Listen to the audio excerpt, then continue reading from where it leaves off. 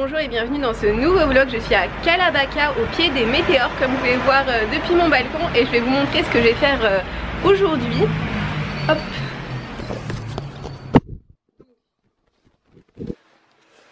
Ça c'est la carte. Actuellement je suis ici à mon hôtel et je vais prendre ce chemin. Je vais monter là sur ce petit sentier hop jusqu'au premier temple de la Sainte Trinité.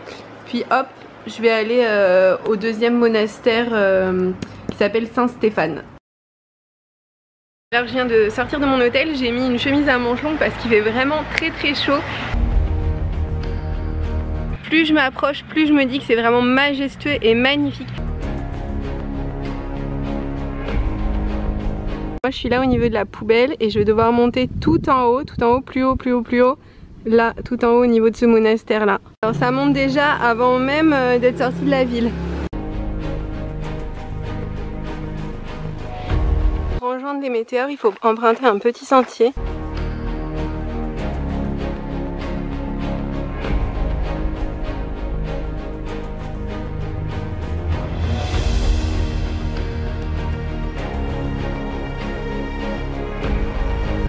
J'ai tellement chaud.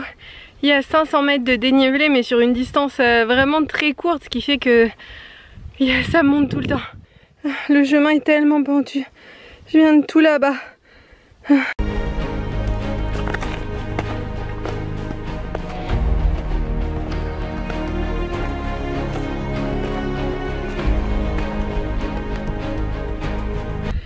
Et le chemin est là. Je suis arrivée à un point de vue qui est juste trop beau. J'ai fini le sentier qui était là et maintenant en fait de ce côté là il y a le parking pour ceux qui ont une voiture et du coup maintenant j'ai plus qu'à faire le petit chemin, je pense quand même très escarpé qu'empruntent les gens, même ceux qui ont une voiture. Peut-être que le monastère il est à l'intérieur de la grotte, qui voudrait dire que j'y suis déjà. Waouh, ce serait un miracle.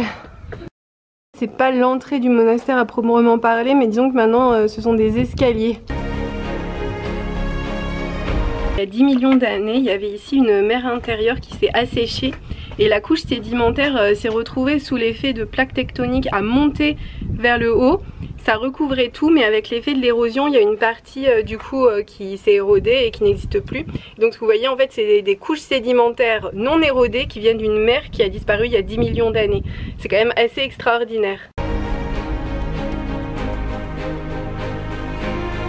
Ah, puis il y a une grande faille, mais d'ici c'est hyper impressionnant, on peut vraiment voir la pierre.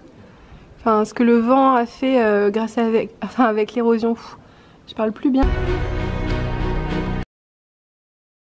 Je suis au monastère de la Sainte Trinité. Alors ça c'est l'intérieur du monastère.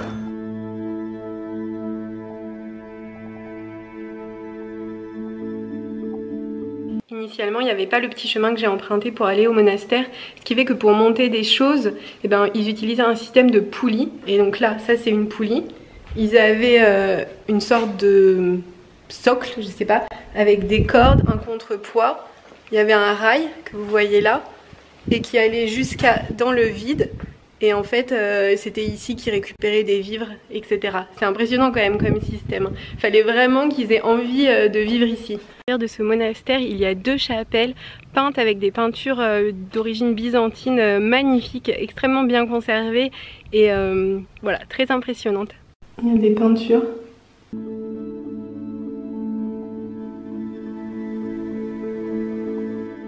Le monastère est tellement incroyable qu'il a servi de décor pour un James Bond. Ça c'est la vue sur Kalambaka.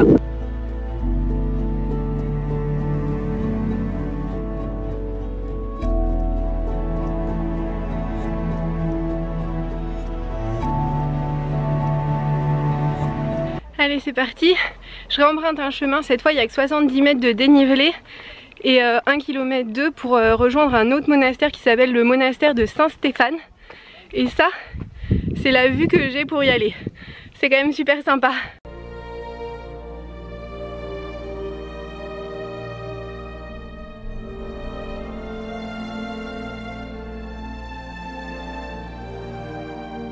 Et voici le monastère Saint-Stéphane et il est en haut d'un des pics.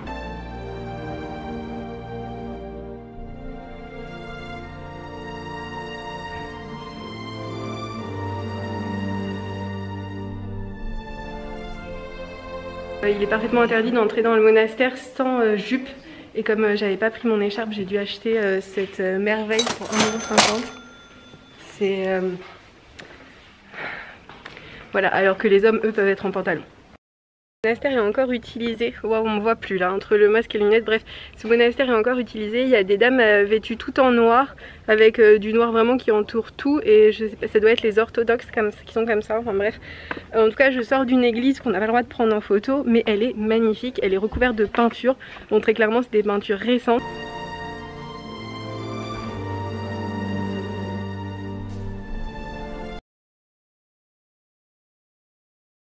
La journée à visiter des monastères et je vais commencer par marcher 1h09 vers mon premier monastère et j'ai 174 mètres de dénivelé, mais ça va parce que pour l'instant il ne fait que 21 degrés.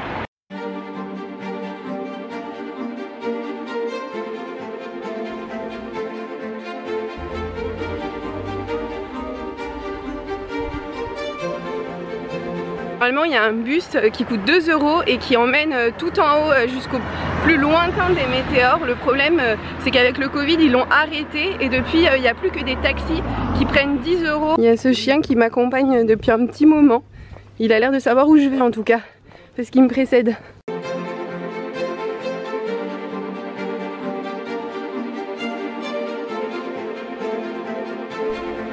Alors les chiens s'arrêtent carrément pour m'attendre quand je prends des photos. Un chemin trop mignon pour monter jusqu'au grand météore. En fait j'aurais pas le temps, en fait il ferme à midi le grand météore, donc il faut absolument que j'y aille en priorité. Et j'ai trouvé ce chemin, ce petit sentier, il y a encore les chiens, sur Maps.me. En fait c'est une application gratuite, vous pouvez la télécharger, ce qui fait que même si vous n'avez pas de réseau internet quand vous faites votre randonnée, ça pose pas de problème puisqu'elle est téléchargée et ça indique tous les petits sentiers et en plus ça vous fait des itinéraires, donc c'est vraiment génial comme appli. C'est dingue, en fait je dois traverser cette route pour rejoindre le chemin qui est là et les chiens m'attendent déjà sur le chemin. Ils savent que je vais pas prendre la route. Alors le chemin se resserre et devient un petit peu plus escarpé. Oh oui, il y a un très joli escalier.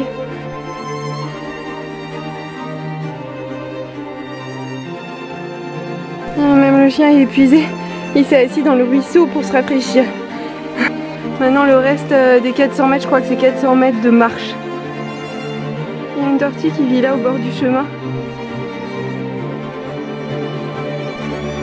Il y a carrément des failles creusées par le vent. Alors soi-disant il reste 60 mètres, mais honnêtement je vois rien du tout. Je suis complètement encore dans les bois, j'ai du mal à y croire. Et il resterait que 9 mètres de dénivelé. Ce qui voudrait dire que ce que je vois là, c'est tout, après j'ai fini. Ce serait tellement une bonne nouvelle. C'était épuisant. Miracle a eu lieu, je suis arrivée alors que ouais, en fait il restait effectivement plus rien, c'est juste que c'est bien caché dans les bois.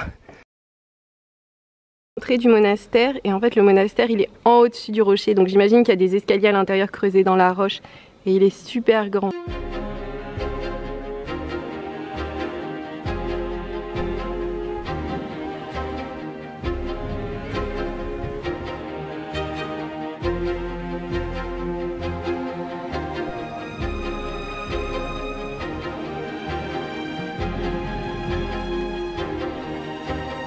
L'entrée dans le grand monastère coûte également 3 €. La différence c'est qu'on doit porter une jupe, mais qu'ils nous la prêtent si on n'en a pas.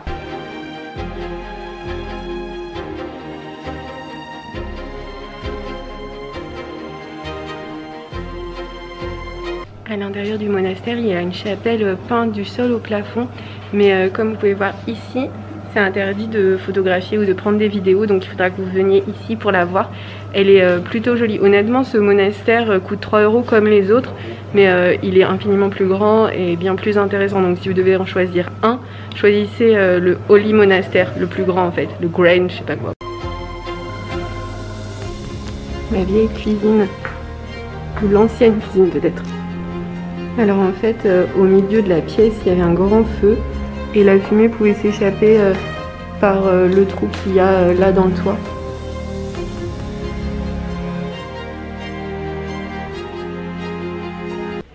Le dénivelé est impressionnant.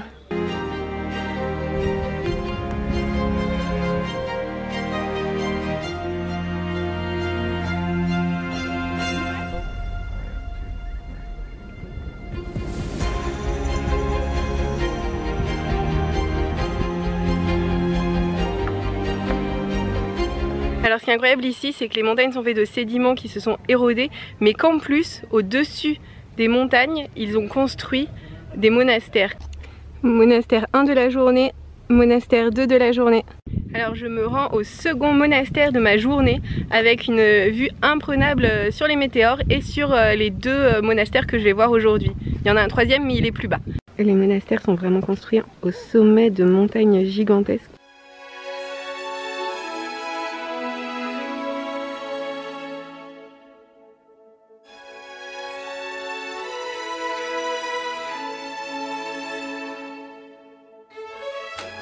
Je suis dans le deuxième monastère qui s'appelle Varlam.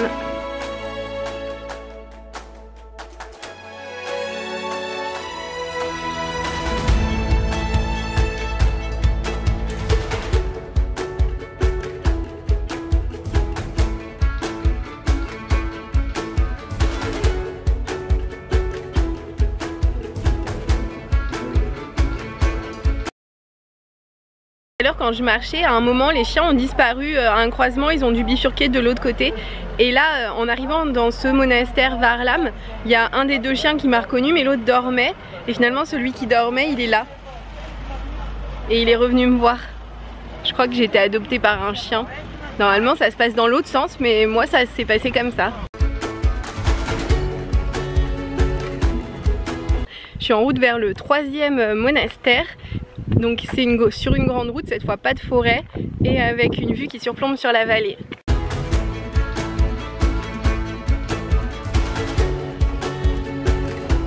D'après ce panneau, dans 100 mètres, il faut que je bifurque pour aller au monastère Saint-Nicolas.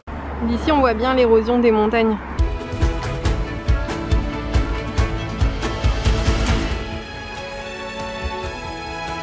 Alors j'arrive au monastère Saint-Nicolas. Je viens de prendre une décision que je prends pas souvent, mais j'ai renoncé à aller au monastère Saint-Nicolas parce qu'il y avait une pente assez vertigineuse pour monter, que je marche depuis 6 heures d'affilée et qu'il me restait encore 4 km pour rentrer à mon hôtel. Enfin bref, je sentais que là physiquement ça allait pas passer si je montais encore. Enfin ah non, vous voyez pas, mais c'est super haut. Et voilà, enfin ça allait pas marcher pour moi, donc malheureusement vous allez pas le voir. C'est la fin de ce vlog à Kalambaka, merci de l'avoir regardé jusqu'ici, n'hésitez pas à le liker si vous l'avez aimé et à vous abonner pour voir celui de la semaine prochaine. Alors ça c'est mon sandwich pour ce midi, et ça c'est tous ceux qui veulent me voler mon sandwich. Ils sont tout un tas, ils sont 8 en tout, il y en a partout, surtout lui.